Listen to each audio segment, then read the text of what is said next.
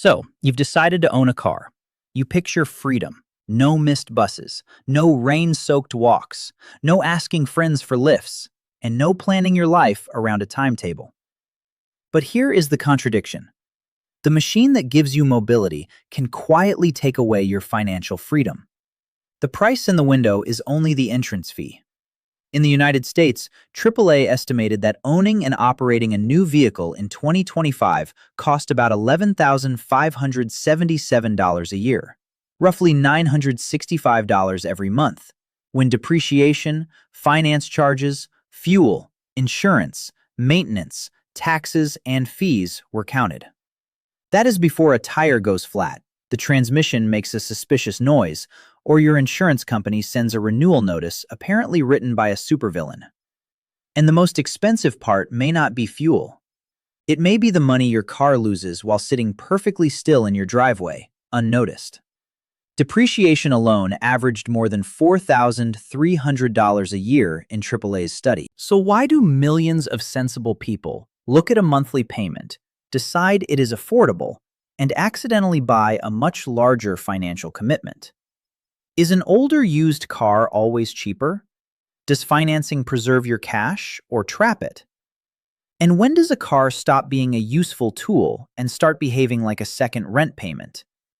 By the end, you will see the real cost of ownership, the point where convenience becomes financial pressure, and the number that matters far more than the sticker price. Because the first bill arrives at the dealership. The dangerous ones arrive later.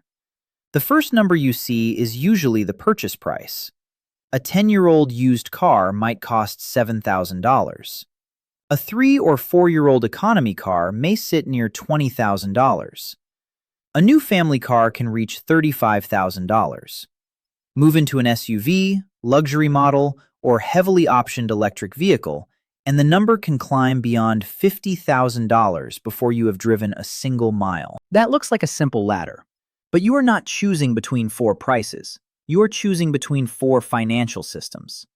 The older used car demands less money up front, but carries uncertainty. The newer used car costs more, but may offer lower repair risk. The new financed car spreads the pain into monthly installments. The premium vehicle adds comfort, technology, and the social benefit of making neighbors inspect your driveway. Most buyers focus on the payment because the payment feels real. A dealer may say, "This one is only $520 a month. That sounds manageable." But the payment is not the cost of the car. It is one slice of the cost, presented in a way your monthly brain can tolerate. Before the car becomes useful, you may face sales tax, registration fees, dealer charges, a deposit, loan interest, and insurance. If the car is financed, the lender may require broader coverage. If you are young, newly licensed, or driving a model thieves particularly admire, the premium can become one of the largest bills attached to it. Then comes fuel, or electricity. Then servicing, oil, tires, brake pads, inspections, parking, tolls, roadside assistance, and the occasional dashboard light that appears without explanation and immediately makes you poorer. But that is only the beginning. The largest cost is often the one that never arrives as an invoice. It is depreciation, the value your car loses over time. Imagine buying a block of ice for $35,000 and parking it outside your house. Every day, a small part melts. You may not notice. It still gets you to work. But when you return years later to sell it, thousands of dollars have quietly disappeared. That is depreciation. Nothing has been stolen, no payment left your bank account that morning. Yet your wealth has fallen. Suppose you buy a new car for $35,000 and sell it 5 years later for $20,000. You have lost $15,000 in value, or roughly $250 a month, before fuel, insurance, interest, or maintenance. The car may be fully functional. Financially, however, part of it has been evaporating. This is why the cheapest car to buy is not always the cheapest to own. Reliability, resale value, insurance, energy use, financing terms, and repair frequency all interact. An old bargain that needs a transmission, air conditioning repair, and repeated towing can become more expensive than a newer car with predictable costs. But a new car bought with a long loan can also become a trap, especially when the vehicle loses value faster than the debt falls. That situation is called being underwater. It means you owe more on the loan than the car is worth. Imagine you still owe $27,000, but the car could only be sold for $22,000. You are driving a $5,000 gap. If the car is written off, sold, or traded, that gap often follows you into the next loan. And this is where behavior takes control. People rarely enter a dealership intending to overspend. They arrive with a sensible maximum. Then the conversation changes. The salesperson does not ask whether you want to spend $8,000 more. They ask whether better seats, a larger screen, safety technology, and a stronger engine are worth another $110 a month. Now the upgrade feels small, the total feels distant. This is monthly payment thinking. It turns a large financial decision into smaller emotional permissions. The same thing happens with loan length. A 6 or 7-year loan reduces the monthly payment but keeps you paying interest longer and increases the chance that you will still owe money when serious repairs begin. You can end up financing yesterday's excitement while paying for today's mechanical problems. Consider a representative buyer named Daniel. He is hypothetical, but his numbers are realistic. Daniel earns $58,000 a year and needs a car for work. His old vehicle is unreliable, so replacing it is reasonable. He plans to buy a used sedan for around $18,000. At the dealership, he test drives a new crossover. It has more space, better safety features, and a payment of $545 a month. Daniel compares that payment with his salary and decides he can manage it. But he overlooks the full system. Insurance is $185 a month. Fuel averages $170. Registration and routine maintenance add another $75 across the year. Parking near his office costs $120. His total monthly car burden is now about $1,095. For several months, nothing goes wrong. Daniel enjoys the car. Weekend trips become easier. The decision feels justified. Then his rent rises by $140 a month, and one tire is damaged beyond repair. Because the tires are worn unevenly, replacing only one is not recommended. The bill is $780. Daniel does not suddenly become irresponsible. He simply runs out of room. The car payment has converted part of his income into a fixed obligation. And fixed obligations do not care whether the month is convenient. He puts the tire bill on a credit card. Now the car is creating interest outside the car loan. This is the hidden mechanism behind ownership. A vehicle combines depreciation with recurring fixed costs and unpredictable variable costs. You pay while using it, repairing it, insuring it, and while it loses value. Yet people still buy cars because the benefits are real. A car can shorten a commute, expand job options, make childcare possible, help care for relatives, and return hours of time every week. In places with weak public transport, ownership may not feel optional. So the correct question is not, are cars a waste of money? The better question is, how much are you paying for the time, access, privacy, and flexibility the car gives you? And how much financial fragility comes with it?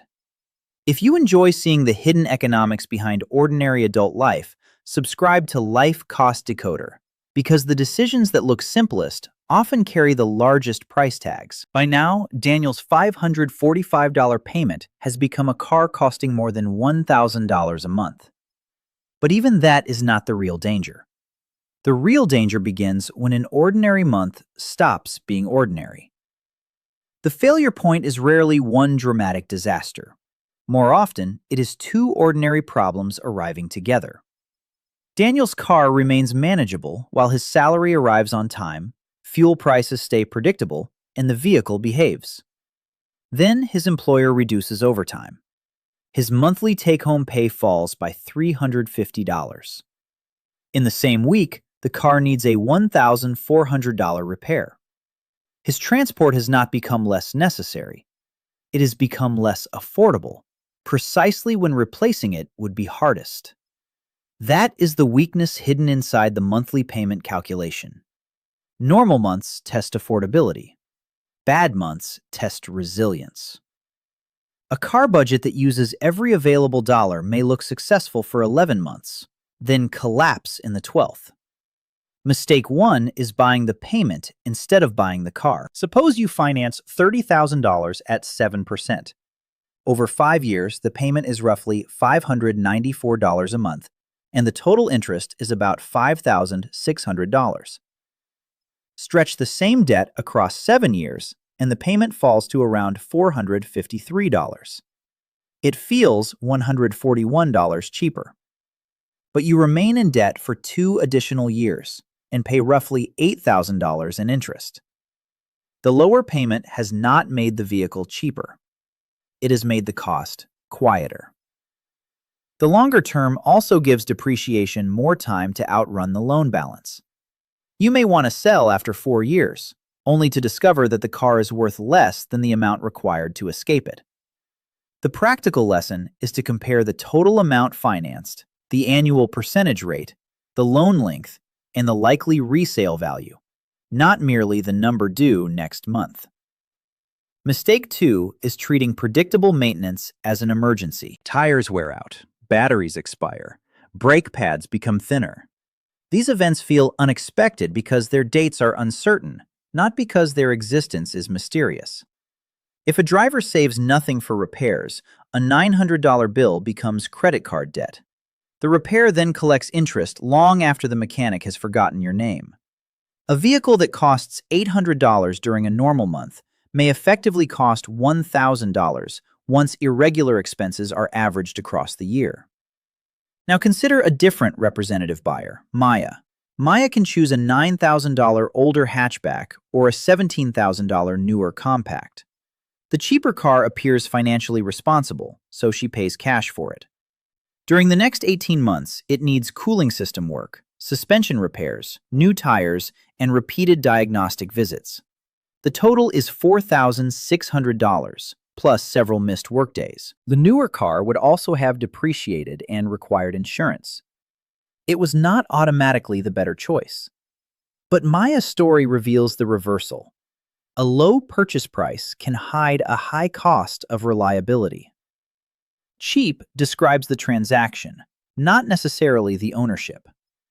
So what does a sustainable version look like? Imagine a household bringing home $6,000 a month.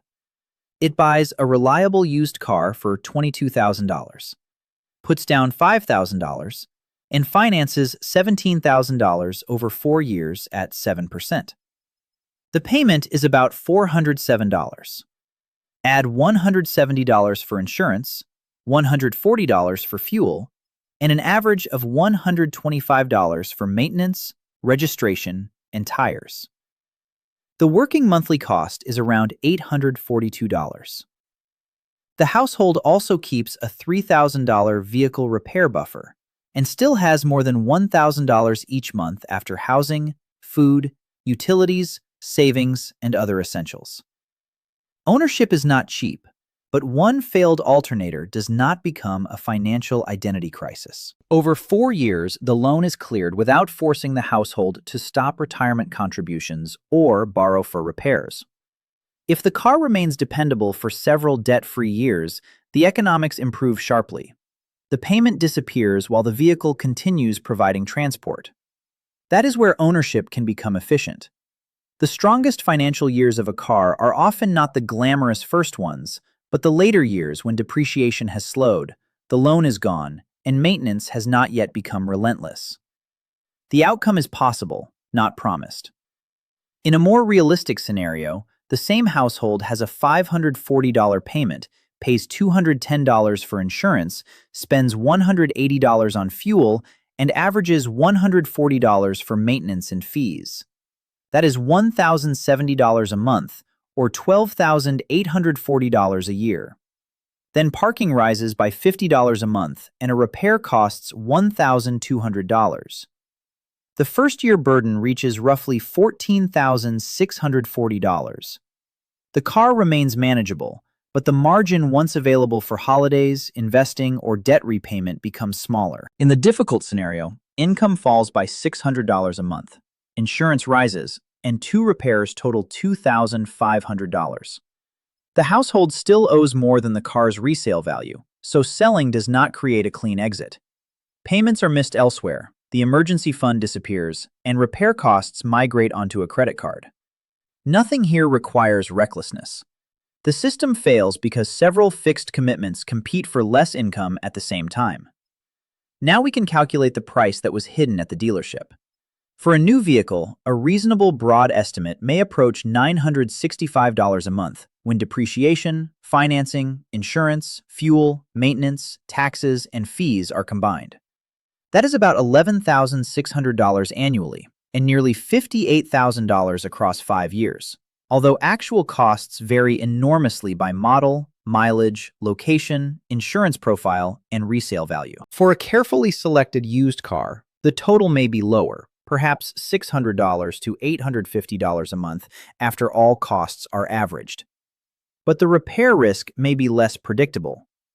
The expense that matters most is often not fuel or even the loan payment. It is depreciation for newer cars and repair volatility for older ones. A manageable income cannot be identified by one universal salary. What matters is whether the complete car cost fits after housing, food, taxes, debt, savings, and an emergency buffer, not before them. The United Kingdom, Canada, and Australia add different taxes, registration systems, insurance markets, fuel prices, and public transport alternatives, but the underlying mechanism remains the same. So why can a car that appears affordable make you financially trapped? Because you are not purchasing one object. You are accepting a stream of payments, value loss, risk, and opportunity cost in exchange for mobility. Owning a car can be rational. You may be buying access to work, family, safety, privacy, and hours of saved time. The mistake is pretending that freedom begins and ends with the price on the windscreen. Remember that first image, your own timetable, no missed bus, and the open road ahead. Those benefits are genuine. But every mile of freedom is supported by money that could have built savings, reduced debt, or purchased something else. A car does not simply consume fuel. It consumes financial flexibility. Would you still choose the same car after calculating its complete monthly cost? Tell me in the comments and subscribe to Life Cost Decoder for the hidden economics behind ordinary adult life.